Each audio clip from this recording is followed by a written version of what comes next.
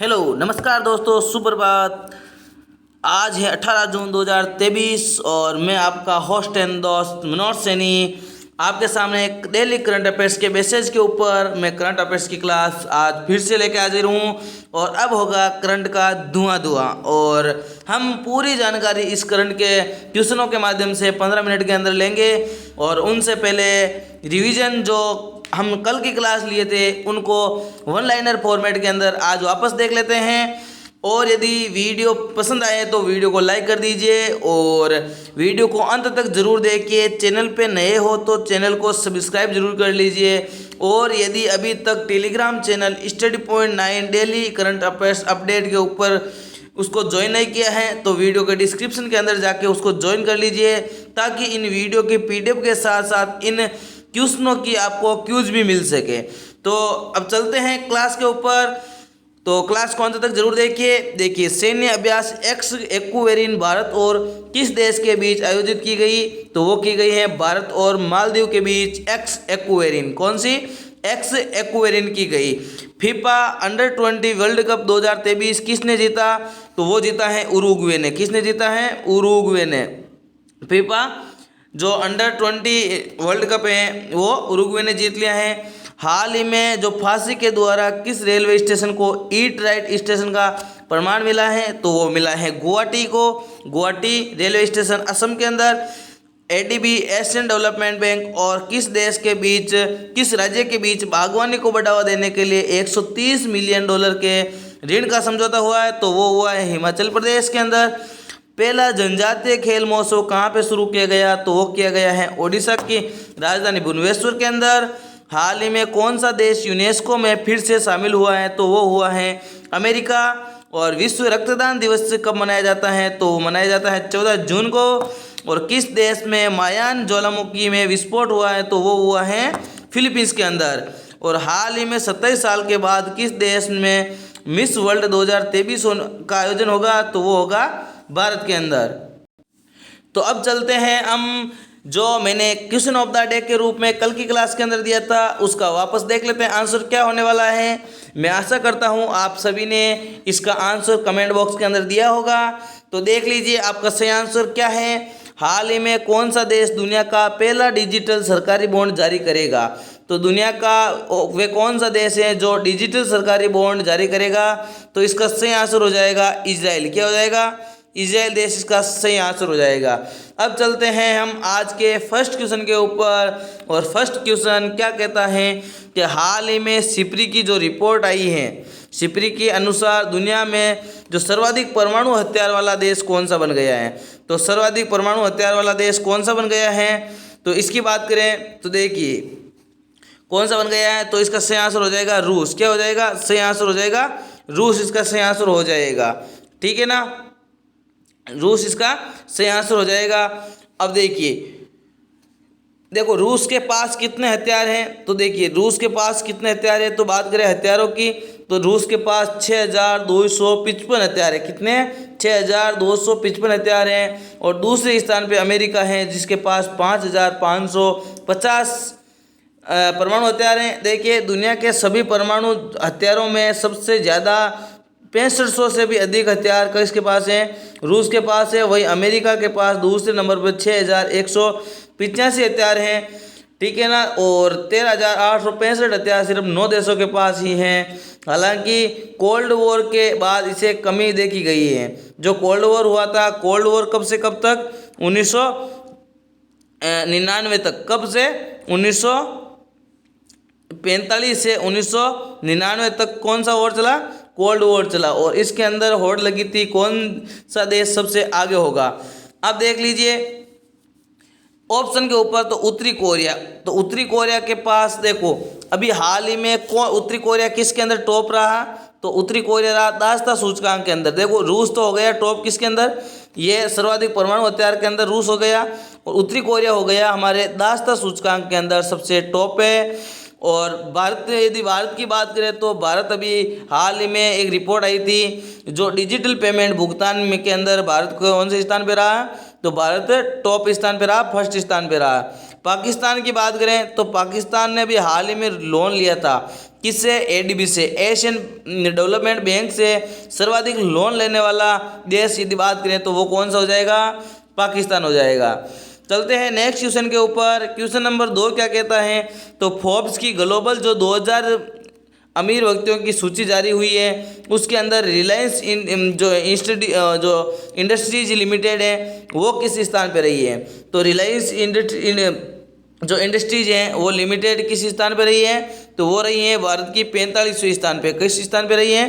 45वें स्थान फोर्ब्स की सूची के अंदर रिलायंस जो इंडस्ट्रीज है वो लिमिटेड है वो रही है।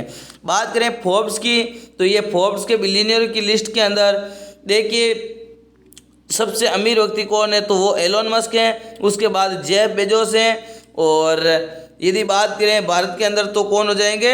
जो रिलायंस इंडस्ट्रीज के मालिक है मुकेश अंबानी, वो इसके अंदर टॉप के अंदर हो जाएंगे। ठीक है ना। अब देख ले इसके ऑप्शन की बात कर लेते हैं एक बार। देखिए 13वें स्थान पे यदि बात करें भारत के अंदर 13वें स्थान पे क्या है? तो भारत के अंदर 13वें स्थान पे है भारत है आतंकवाद के मामले में भारत कितवें स्थान पे है? 13वें स्थान पे हैं। 10वें की बात करें तो अभी हाल ही में एक रिपोर्ट आई थी साइबर सिक्योरिटी के मामले की, साइबर सिक्योरिटी के मामले की आई थी और इसके अंदर भारत 10वें स्थान पे है। 40वें स्थान की बात करें तो देखो 40वें स्थान पे ग्लोबल इनोवेशन जो रिपोर्ट आई है, ग्लोबल इनोवेशन रिपोर्ट 2022 की, उसके अंदर भारत 40 स्थान पे 40वें स्थान पे रहा है। चलते हैं नेक्स्ट क्वेश्चन के ऊपर। क्वेश्चन नंबर 3 क्या कहता है कि हाल ही में सीएनजी संचालित देश की पहली टॉय ट्रेन किस राज्य में शुरू की गई है? तो कहाँ पे शुरू की गई है? तो ये की गई है राजस्थान के अंदर। कहाँ पे की गई है? राजस्थान के अंदर सीएनजी चालित देश की पहली टॉय ट्रेन शुरू की गई है। ठीक है ना। अब देखो ऑप्शन की बात कर लेते हैं। दिल्ली, तो दिल्ली अभी हाल ही में आप ट्रेन की बात आ गई तो ड्राइवरलेस यदि भारत के अंदर प्रथम ट्रेन की बात करें तो कहाँ पे चली? ये चली है दिल्ली के अंदर। पश्चिम बंगाल की बात करें तो पश्चिम बंगाल, देखिए पश्चिम बंगाल के अंदर ये प्रथम जो कोलकाता है प्रथम अंडर वाटर मेट्रो कहाँ पे चली है? तो वो चली है पश्चिम बंगाल के कोलकाता के अंदर। गुजरात की बात करें तो गुजरात के अंदर अभी हाल ही में जर्मनी की सहायता से कौन सी ट्रेन चली है? बुलेट ट्रेन चली है। कौन सी ट्रेन चली है? बुलेट ट्रेन चली है। तो चलते हैं नेक्स्ट क्वेश्चन के ऊपर। क्वेश्चन नंबर 4 क्या कहता है कि हाल ही में किसे गवर्नर ऑफ द ईयर 2023 का पुरस्कार मिला है? तो गवर्नर ऑफ द ईयर 2023 का पुरस्कार किसे मिला है? तो वो मिला है हमारे गवर्नर शक्तिकांत दास जी को। किसको मिला है? शक्तिकांत दास को मिला है। आरबीआई की बात आई है तो आरबीआई की अब चर्चा करते हैं पूरी डिटेल के माध्यम से। तो आरबीआई की स्थापना हुई 1 अप्रैल 1935 के अंदर। कब हुई थी? आरबीआई की स्थापना 1 अप्रैल 1935 के अंदर हुई थी। और एक्ट की बात करें तो reserve bank of India act 1934 का एक्ट, उसके आधार पे आरबीआई की स्थापना हुई। और आरबीआई की स्थापना के लिए एक समिति थी, कौन सी? यंग हिल्टन समिति। कौन सी समिति? यंग हिल्टन समिति। आरबीआई की यदि राष्ट्रीयकरण की बात करें तो 1949 के अंदर आरबीआई का राष्ट्रीयकरण हुआ था। भारत के अर्थशास्त्री हैं बाबा साहब अम्बेडकर ने भारतीय रिजर्व बैंक की स्थापना में अहम भूमिका निभाई और उनके द्वारा प्रदान किए गए दिशा निर्देशों सिद्धांतों के आधार पर भारतीय रिजर्व बैंक बनाई गई। ठीक है ना। भारतीय रिजर्व बैंक की बात करें तो देखो हम स्थापना देख ली 1935 के अंदर, 1 अप्रैल 1935 के अंदर। 1949 के अंदर इसका राष्ट्रीयकरण हुआ था। यदि प्रथम इसके गवर्नर की बात करें तो कौन हो जाएंगे? ओस्मान स्मिथ। कौन हो जाएंगे? ओस्मान स्मिथ इसके प्रथम गवर्नर हो जाएंगे। तो अब चलते हैं नेक्स्ट क्वेश्चन के ऊपर। क्वेश्चन नंबर 5 क्या कहता है कि हाल ही में किस राज्य के पद्म पुरस्कार विजेताओं को 10,000 रुपये मासिक पेंशन देने की घोषणा की है? तो किस राज्य ने किया है ऐसा? तो वो किया है हरियाणा गवर्नमेंट ने। किसने किया है? हरियाणा गवर्नमेंट ने जो पद्म पुरस्कार विजेता हैं उनको 10,000 रुपये मासिक पेंशन देने की घोषणा की है। अब बात कर लें ऑप्शन की। देखिए राजस्थान के अंदर एक कौन सी योजना अभी हाल ही में चर्चा में रही है? तो वो रही है चिरंजीवी योजना। कौन सी योजना? चिरंजीवी योजना राजस्थान के अंदर सबसे प्रचलित जो योजना के अंदर है और इसके अंदर मुफ्त के अंदर स्वास्थ्य सेवाओं का लाभ मिल सकता है। कर्नाटक की बात करें तो कर्नाटक के अंदर अभी हाल ही में एक योजना लॉन्च हुई थी, कौन सी? जो महिलाओं के लिए थी, शक्ति स्मार्ट कार्ड योजना। कौन सी? शक्ति स्मार्ट कार्ड योजना। और इसके अंदर महिलाओं को बस के अंदर रोडवेज बसों के अंदर फ्री के अंदर सेवा यात्रा करने का मौका दिया जाएगा। हरियाणा की बात तो हो गई, हरियाणा तो इसका से आंसर हो जाएगा। पद्म पुरस्कारों के लिए 10,000 रुपये मासिक पेंशन देने की योजना। अब बात कर लेते हैं अरुणाचल प्रदेश की। तो अरुणाचल प्रदेश के अंदर अभी हाल ही में एक योजना शुरू हुई थी, विलेज वाइब्रेड योजना। कौन सी? विलेज वाइब्रेड योजना। कहाँ पे शुरू हुई है? अरुणाचल प्रदेश के अंदर शुरू हुई है। तो अब चलते हैं नेक्स्ट क्वेश्चन के ऊपर। क्वेश्चन नंबर 6 क्या कहता है कि प्रिंटर कंपनी जो एप्सन है इंडिया, उसकी नई ब्रांड एम्बेसडर कौन बन गई है? तो वो बन गई हैं रेशमिका मंदाना। कौन बन गई है? रेशमिका मंदाना इसकी ब्रांड एम्बेसडर बन गई है। अब आलिया भट्ट की बात करें तो आलिया भट्ट किसकी है?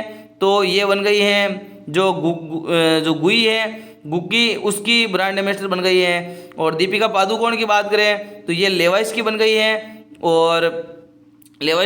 और कंगना रनौत की बात करें तो ये एडोब की नई जो वर्तमान में ब्रांड एम्बेसडर बन गई है। नेक्स्ट क्वेश्चन की ओर बात करें, क्वेश्चन नंबर 7। तो केंद्र सरकार ने किस कानून के तहत 2 साल में 150 से अधिक भारत विरोधी वेबसाइट और यूट्यूब चैनलों को प्रतिबंध लगाया गया है? तो वो लगाया गया है IT एक्ट धारा 69A के तहत। IT अधिनियम धारा 69A के तहत प्रमुख जो भारत के विरोधी वेबसाइट और यूट्यूब चैनल हैं उनको प्रतिबंध लगाया गया। ठीक है ना। चलते हैं नेक्स्ट क्वेश्चन के ऊपर। क्वेश्चन नंबर 8 क्या कहता है?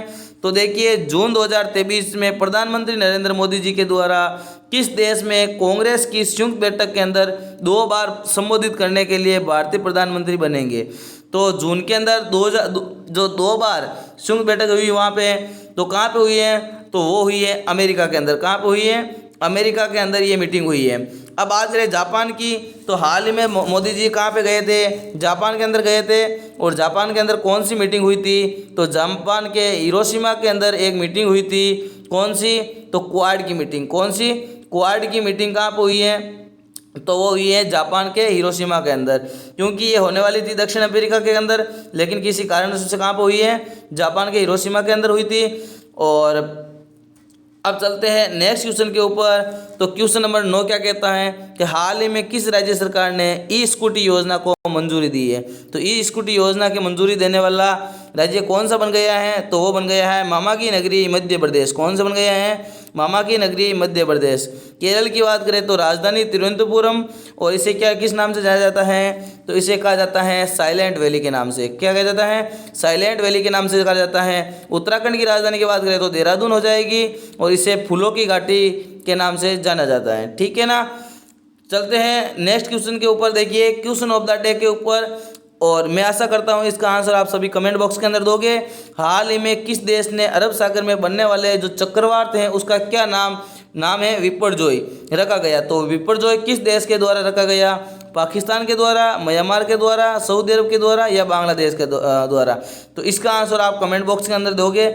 मैं आशा करता हूँ आप स्वस्थ होंगे, मज़े में होंगे, और इसी प्रकार से नए जोश नए जुनून के साथ करंट अफेयर्स पढ़ रहे होंगे।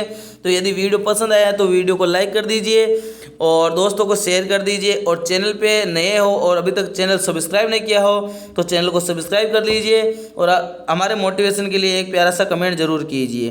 Thank you. जय हिंद, जय भारत। मिलते हैं नेक्स्ट वीडियो के अंदर नए जोश नए जुनून के साथ। Thank you. जय हिंद, जय भारत।